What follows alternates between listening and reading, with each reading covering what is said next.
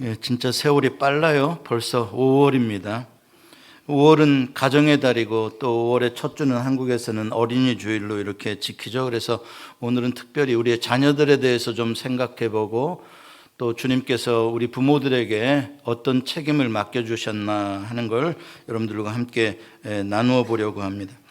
요즘에 계속 우크라이나에서 들려오는 슬픈 소식들 때문에 우리가 참 마음이 아픈데 벌써 한 일주도 더 됐나요? 한 열흘 됐나요? 사진 중에 하나가 우크라이나의 산과 병원이 폭탄을 맞아서 이제 아이들이 죽고 산모들이 저렇게 들것으로 이동하는 그런 모습을 봤어요. 저 피를 흘리며 가는 저러한 모습들을 볼 때 참 가슴이 아프더라고요.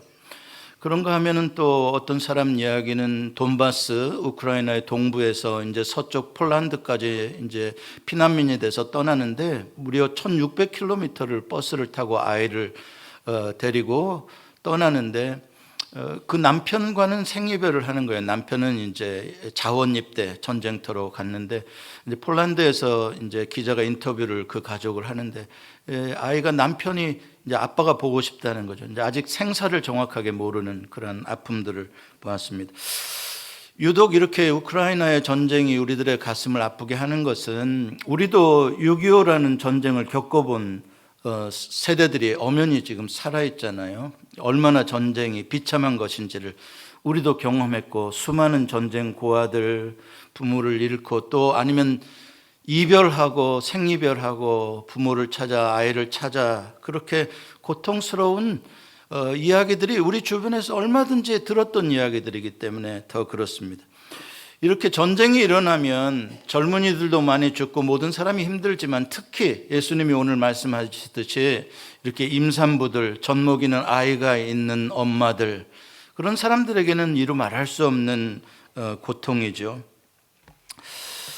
그렇다고 해서 우리 미국에서 이렇게 편안히 살아가는 그런 나라에서는 아이를 기르는 고통이 없을까? 아이들은 고통을 안 받을까? 그것도 아닙니다. 이런 풍요로운 자본주의의 나라에서도 부모들도 부모들대로 힘들고 우리의 자녀들대로 힘들어요. 그래서 동서고금을 막론하고 하는 말이 자식은 눈물로 기른다. 그러는 말이 사실이에요. 특히 이제 우리 한국 이민 1.5세들, 2세들 겪는 어려움들이 너무 많아요. 또 잘못되는 아이들도 아주 많고요. 저희 이전 세대 부모님들만 하더라도 자식들을 생존하게 하는데 투쟁하듯이 사셨습니다. 먹고 살기가 어려웠을 때이기 때문에 그렇습니다. 그래서 애들이 어떻게 크는지도 잘 몰라요. 우리 아버지 어머니들은 나가서 일하는데 정신이 없기 때문에 그렇습니다. 그냥 굶지 않게 하려고 어떻게든지 그래도 중학교라도 나오고 잘해서 지가 공부 잘하면 고등학교라도 나오게 하려고 그냥 뒷바라지 하느라고 정신이 없어요. 그렇게 우리 부모님들은 사셨어요. 무슨 좋은 무슨 휴가라고 무슨 놀이공원에 무슨 튀김닭 싸가지고 그런 건 꿈도 꾸지 못해. 여러분들 중에 그런 부모님들이 계셨으면 여러분들은 복 많은 거예요. 우린 꿈도 못 꿨던 일이에요. 또 그런 거 원망도 안 했어요. 그런 걸 당연한 줄 알았어요. 저는 저희 아버지를 생각하면 저랑 저희 아버지랑 나이 차이가 한 41살 이상 나는데 아버지를 생각하면은 기억에 남는 게 우리 아버지는 독립군이었어요. 아니면 CIA 이런 데 근무하는 분 같아서 어느 날 밤에 들어오셨다가 어느 날 밤에 사라지셨어요. 언제 들어오실지도 모르고 언제 가실지도 모르는 분이었어요. 근데 돈은 안 벌어다 주시는 그런 어려운 그런 상황 속에서 자란 거예요. 그렇게 큰 거예요. 혼자 그냥 누나들 밑에서 빠끔살이 하면서 누나를 언니라고 부르면서 언니 그러면서 사는 거예요. 그러다 보니 제가 아이를 낳고 나니까 아이에게 어떻게 아빠 노릇을 하는지 그걸 살가운 놀이를 못해요. 놀이를 그냥 조금 앉다가 그냥 당신 그럼 뭐 하는 거예요. 놀아줄 줄을 몰라. 기껏 해주면 이제 서울 대공원 한번 간 거다. 이건 대단한 거다. 이거 우리 아버지도 안 해주던 거는 너네들은 해주는 거다. 이거 지나고 보면 내가 안 배웠기 때문에, 내가 내 아버지로부터 그렇게 함께 지내는 걸 전혀 몰랐기 때문에 내 아이들에게 그렇게 해줄 수 있는 경험이 전혀 없는 거예요. 그러니까 지금 혹시 우리 여러분들의 자녀들 가운데서도 그런 자녀들이 있을 거예요. 우리 아버지는 왜 저러냐. 근데 그 아버지가 잘못된 게 아니라 그 할아버지로부터 그렇게 어려움이 있었던, 내 아버지도 사랑받지 못하고 그렇게 컸구나. 이렇게 이해를 해 주셔야 됩니다. 오늘 본문으로 들어가면 예수님께서 십자가에 달려 돌아가시기 직전 십자가를 지고 예루살렘 성을 나가시는 그러한 장면입니다. 예수님의 삶에서의 가장 클라이맥스요, 가장 고통스러운 순간이죠. 예수님은 24시간 전부터 이제 오늘의 이 십자가를 준비하기 위해서 예수님은 준비하셨고, 제자들과 마지막 유월절 만찬을 하신 다음에 겟세마네 동산에 들어가셔서 땀방울이 핏방울이 되도록 3번에 걸쳐 기도를 하십니다. 여러분, 한번 그렇게 기도해 보신 적 있습니까? 소나무 뿌리를 뽑듯이 주여를 외치고 밤새도록 기도를 했는데, 저는 그래도 소나무 뿌리를 뽑았다는 사람은 들어봤어도 땀방울이 핏방울이 됐다는 사람은 못 들어봤어요. 얼만큼 기도해야, 얼만큼 간절하고 얼마나 많은 땀을 쏟고 쏟아야 그게 피로 바뀔까? 이건 무슨 말이냐면, 예수님은 이미 겟세마네 동산에서의 기도를 통해 완전히 탈진한 상태신 거예요. 영적으로도 그렇고 감정적으로도 그렇고 육체적으로도 지치신 거예요. 그런데 바로 그때 군병들에 의해서 체포를 당하십니다. 그리고 바로 이제 육체적 정신적 또 고통이 시작이 되죠. 제사장 안나스에게 끌려갑니다. 신문을 당합니다. 안나스는 자기 사위 가야바에게 또 쫓아보냅니다. 예수님을 심판하라고. 가야바가 그 당시에 대제사장이었기 때문에 산헤드린을 긴급 소집합니다. 그래서 거기서 예수님에 대한 판결을 합니다. 그냥 바로 즉시 이어지는 일들입니다. 예수님은 거기서 거짓 증인들에 의하여 침뱉음을 당하며 모욕을 당하며 억울한 가운데 사형에 해당하는 죄로 여김을 받습니다. 그리고 빌라도에게 보내집니다. 빌라도가 또 예수님을 문초하기 시작합니다. 그러다가 죄가 없음을 알고 헤롯 왕에게 보냅니다. 헤롯 왕이 보고서 조롱한 다음에 다시 빌라도에게 보냅니다. 빌라도는 그냥 대충 때려서 놓아주려고 생각하고 예수님을 채찍질하라고 합니다.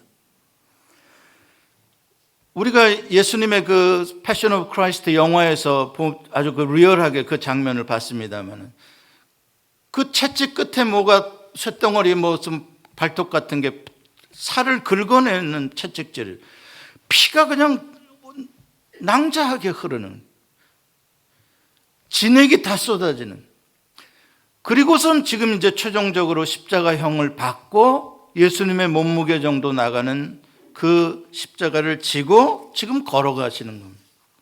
그러니까 이 시간에는 예수님은 영적으로도 그렇고 정신적, 감정적으로, 육체적으로 완전히 exhaust된 완전한 탈진 상태이신 거예요. 숨쉬기도 힘든, 탈수와 출혈로 더 이상 힘을 쓸 수가 없는 상태. 그걸 우리가 어떻게 알 수 있냐? 지어낸 말이 아니냐? 26절이 그것을 증언해 주고 있는 거예요. 26절에 보면은 예수님이 지고 가던 십자가를 로마 군병이 구레네에서 온 사람을 갖다가 붙잡아가지고 그 사람한테 십자가를 지웠다는 거예요. 그건 예수님을 좀 쉽게 걸어가게 해주려고 한 게 아니에요. 페이버를 준 게 아니에요. 더 예수님에게 십자가를 지고 가게 했다가는 예수님이 5분, 10분 후면은 숨이 멎을 것 같기 때문에, 그래서 사형수가 십자가형을 받아야 되는데 거기까지 이 사람들은 호송해야 될 책임인데 도중에 죽어버리면 문책을 당하니까 살린 상태로 끌고 가려고 십자가를 시몬에게 지게 할 만큼 예수님이 위독한 상태였다 이 말입니다. 자, 오늘 본문 27절에 보면 카메라의 포커스가 예수님에게서 이제 주변으로 옮겨갑니다. 예수님 주변에 있는 사람들, 예루살렘의 분위기로 와이드 앵글로 잡힙니다. 많은 백성들이 웅성웅성 따라옵니다. 그 중에 카메라는 어떤 여자들의 무리도 함께 보여줍니다. 그런데 그 여자들은 특이하게도 가슴을 치며 울고 있었다라고 오늘 27절은 이야기합니다. 물론 그때가 유대인의 가장 큰 명절인 유월절이기 때문에 얼마나 많은 사람들이 예루살렘에 있었겠습니까? 또 며칠 전에 메시아가 온다고 호산나하고 나귀를 타고 했던 그러한 해프닝도 있었고, 또 그 사람이 지금 이제 십자가형을 받으러 간다고 하니 얼마나 많은 사람들이 구경거리입니까? 그래서 많이 구경들 하러 나왔겠죠. 웅성거리고 소란스러웠겠죠. 그 가운데 여성들이 소리를 크게 내서 울 수가 없습니다. 왜냐하면 그것은 로마의 형벌에 대해서 저항하는 걸로 보이기 때문에 슬피 울고 소리가 난 거는 사실이지만 최대한 절제된, 그래서 가슴을 침으로써 아픔을 표현하는 것이죠. 근데 놀랍게도 예수님은 그 울음소리를 들으신 겁니다.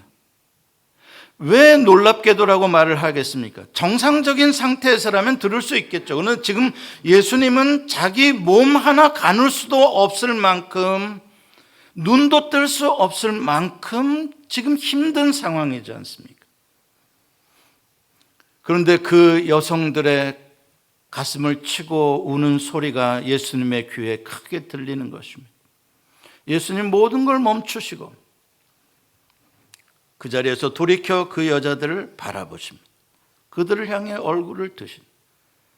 떠지지도 않는 눈으로, 가시관에 피는 줄줄줄 흐르는 눈으로 그 여자들을 향하여 바라보십니다. 저는 이 장면을 상상하고 그려보면서, 그래, 이게 예수님이지. 그래, 우리가 믿는 예수님이 이런 분이지. 예수님은 그 순간에 자기의 그 극심한 고통에도 자기를 생각하지 않으십니다. 그 여자들을 생각하십니다. 그들의 눈물, 그들의 아픔을 생각하십니다. 이게 주님의 사랑이에요. 주님이 그러한 극심한 상황 속에서도 그러한 사랑을, 그러한 관심을, 그러한 마음을 주신다면 여러분의 힘들고 어려운 상황 주님의 눈에 안 보일 리가 없고 안 들릴 리가 없습니다. 그리고 그들을 향하여 말씀하십니다. 28절의 말씀입니다. 우리 같이 읽어봅시다. 시작. 예루살렘의 딸들아, 나를 위하여 울지 말고 너희와 너희 자녀를 위하여 울라. 이게 도대체 무슨 말씀인가? 지금 예수님을 위하여 울어주는 사람들이 있다는 것은 너무나 고마운 일이 아닐 수가 없습니다. 참 다행스럽기도 하죠. 예수님의 죽으심이 그렇게 헛된 죽음만은 아니구나. 예수를 십자가에 못 박아라라고 외치는 사람들만 있는 것은 아니었구나. 누군가는 드러내지는 못했지만 예수님이 억울한 죽임을 당하시는 것에 대해 가슴 아파하며 저분이 진짜 하나님이 보내신 선지자인 줄 알았고 그런 좋은 미래를 꿈꿨던 사람들도 있었구나. 예수님이 저렇게 갈증에 허덕이며 입술이 다 타들어가는 그런 가운데 쓰러지며 십자가를 지고 가는 저 모습을 보면서 슬퍼해 주는 사람들, 이게 얼마나 예수님에게는 위로가 되겠어요. 얼마나 고맙겠어요. 좀 더 많은 사람들이 울어주면 더 좋고요. 우리도 예수님의 고난 주간에 어떻게든지 예수님의 그 고통을 좀 같이 좀 공감해 보고 싶어서, 예수님 얼마나 아프셨을까, 얼마나 힘드셨을까, 그러면서 눈물이 찔끔찔끔 나기도 하고 그러잖아요. 아름다운 마음이죠. 그런데 왜 예수님께서는 나를 위하여 울지 말라라고 말씀하시는 것일까? 지금 예수님은 그런 동정을 필요로 하지 않으신다는 걸 말하고 있는 거예요. 예수님이 삭막하셔서 그런가요? 그렇지 않을 거예요. 지금 예수님은 뭔가 중요한 메시지가 있는 거예요. 십자가를 지고 가시는. 그런데 사람들은 단지 눈에 보이는 고통스러운 어떤 장면들에 대해서 감정적으로, 감상적으로만 생각하고 피상적으로 지나가 버릴까? 이것이 주님께서는 걱정하시는 것이죠. 예수님이 십자가를 지고 갈 일은 물론 고통스러운 일이지만 절대 슬퍼할 일은 아니라는 말씀이십니다. 예수님은 그 사명을 위하여 오셨고 오늘 지금 이 순간 그 사명을 완성하시는, 이루시는 시간이기 때문에 이것은 오히려 격려해 드리고 우리가 예수님을 왜 저렇게 십자가를 지고 가시는가에 대해서 생각해야 될 때라는 걸 말해주고 있는 거예요. 그러니까 예수님의 지금 십자가를 지고 가시면서 걸음을 멈추셨던 것은, 예수님이 바라는 것은 나를 위해 그냥 울고 넘어가는 것이 아니라 주님이 얼마나 아프셨을까, 이런 것들을 감상적으로 생각하고 눈물을 흘리는 여인들의 울음이 아니라 예수님께서 십자가를 지시는 이유와 목적을 제발 잊지 말고 알아달라는 거예요. 지금 예수님께서 십자가를 지고 가시는 것은 예수님이 울고 계시는 거라는 걸 알아달라는 거예요. 지금 너희들이 나를 위하여 우는 게 아니라 내가 너희들을 지금 위하여 울고 있는 거야, 이게. 예수님은 그냥 눈에서 나오는 눈물이 아니라 예수님은 온몸에서 피눈물을 쏟으시는 거야. 그 시대의 백성들뿐만 아니라 온 인류의 우리 한 사람 한 사람을 위해서 예수님 울고 계시는 거예요. 예수님께서 예루살렘에 입성하시기 바로 직전에 감람산 언덕 위에 올라서셔서 예수님이 예루살렘 성을 내려다보십니다. 내려다보시는데 누가복음에는 예수님이 우시더라 그래요. 예수님이 우셨대, 이 성을 바라보고. 그 울음과 오늘의 이 너희를 위하여 울어라고 하는 이 울음은 같은 거예요. 예수님은 이미 그들을 위하여 우셨고, 예수님의 눈물은 그냥 감정적으로 한번 아파서 흘리는 눈물이 아니라 예수님의 눈물은 십자가를 지시는 실천적 눈물인 거예요. 예수님은 그냥 눈물을 흘려준 걸로 끝나는 게 아니라 자기를 전부 내어주시는 눈물을 흘리는 거예요.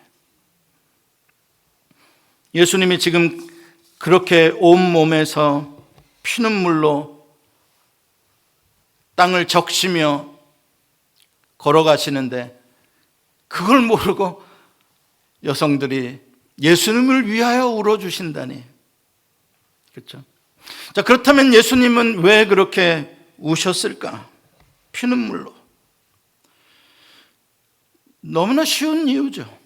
예수님이 사랑하시는 백성들이 멸망을 향하여, 임박한 하나님의 진노의 심판을 향하여 달려가고 있는 불구덩이 속으로 달려가고, 내 사랑하는 나의 사람들이 아무리 돌이키려고 해도 암탉이 그 병아리를 좀 품어보려고 몇 번을 불렀어도 오질 않고 오히려 그 하나님을 버리고 임박한 멸망을 향해 달려가는 저들을 때문에 예수님이 온몸으로 우실 수밖에 없는 거예요.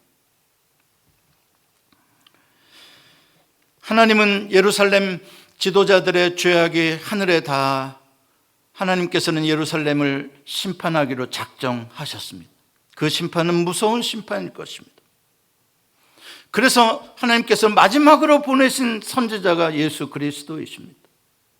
그동안에 많은 선지자들을 보내봤지만 그들이 다 선지자들을 잡아 죽였습니다.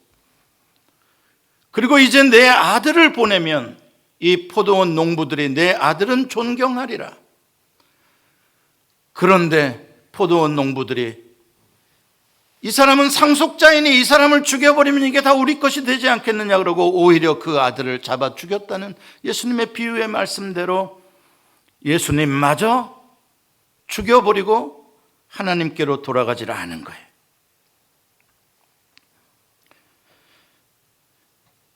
여기서 예수님께서 말씀하신 임박한 진노라고 하는 것은 역사적으로 AD 70년에 로마 장군 디도에 의해서 그 주디오 로만 그 큰 전쟁이 일어나는데 유다와 로마에, 유다가 반역을 해서 로마에, 그 전쟁이 완전히 로마의 압승으로 끝나고 예루살렘과 그 일대의 모든 유다 사람들이 무려 100만 명 이상이 죽임을 당해 피비린내 나는 일이 벌어져.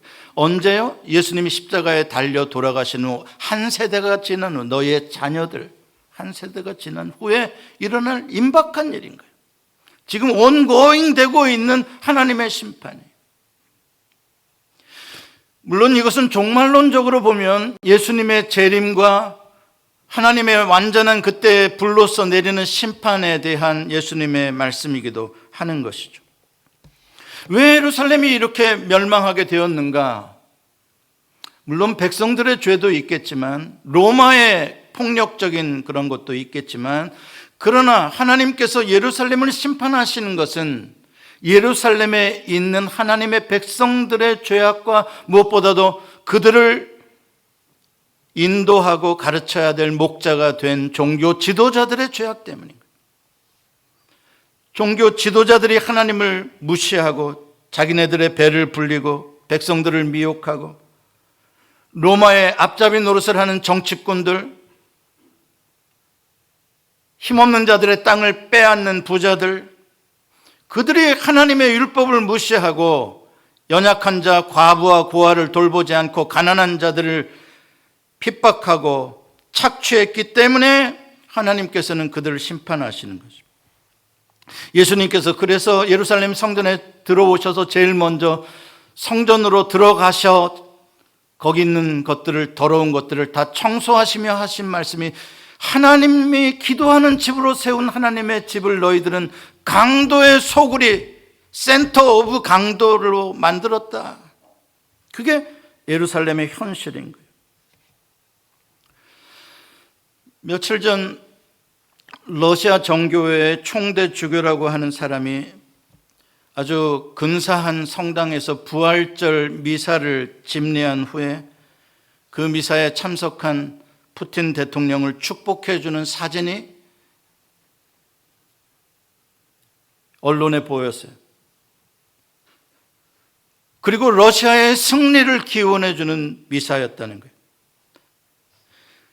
이 전쟁 때문에 무고하게 죽어가는 저 들것에 실려가는 산모들, 수많은 젊은이들, 엄마 나 여기 와서 왜 전쟁을 하는지 난 모르겠어. 그 많은 사람들의 지금 몇만 명이 죽었는지도 모르는 그 영혼들에 대해서 한마디도 말하지 않아요. 러시아의 승리를 기원해 주는, 이게 무슨 신부요, 이게 무슨 교회입니까? 요한계시록 13장에 등장하는 바다에서 나온 짐승과 그 바다에서 나온 짐승을 숭배하라고 띄워주는 거짓 땅에서 나온 짐승, 미혹한 종교자들, 그것이 오늘날 역사 속에서 그대로 실현이 되고 있다는 것을 보여주는 장면인 거예요. 예수님 시절에도 똑같아. 예수님 시절에도 로마의 권력을 띄워주고 빌붙어서 얻어먹으려고 하는 종교 지도자들, 그들의 연합 세력들, 정치 권력과 종교 권력이 폭력을 휘두르게 되면 결국 약한 사람들, 임산부들, 젊은이들 엄청나게 죽임을 당하게 되는 것이.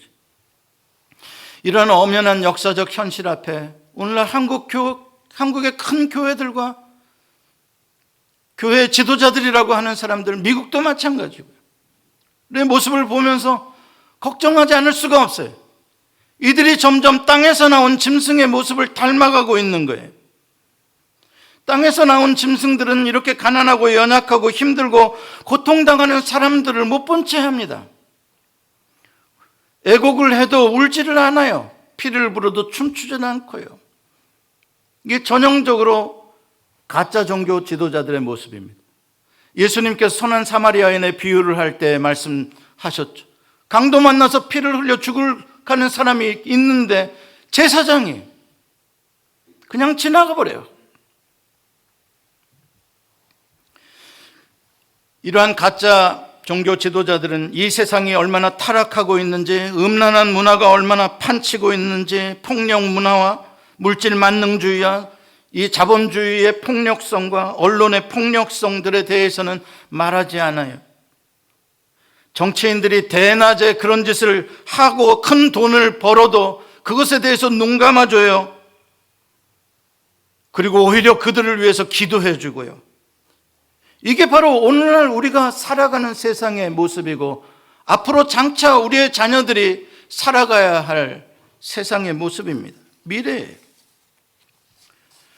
그런데 많은 그리스도인들이 이러한 세상의 현실들에 대해서 모르고 그냥 자기 자식 하나 건강하고 자기 자식 하나 공부 잘해서 성공하면 그만이라고 생각을 해요. 천만의 말씀입니다. 그것은 너무나 좁은 생각입니다. 지금 이 더럽고 악한 이 세상이 얼마나 무서운 힘으로 우리의 아이들을 위협할 수 있으며 우리의 아이들을 변절시킬 수 있고 미혹할 수 있고 타락시킬 수 있는지에 대한 그 파워를 우리가 심각하게 생각해야 돼요. 우리가 생각하는 것보다 이 세상이 미치는 힘은 커요. 과연 우리의 자녀들이 이 타락한 세상의 거대한 강물을 거슬러 올라가는 그런 연어 같은 삶을 살아낼 수 있을까? 우리가 이 아이들에게 어떻게 해줘야, 이 아이들에게 무엇을 해야 이 아이들이 이 시대의 다니엘처럼 살 수 있을까?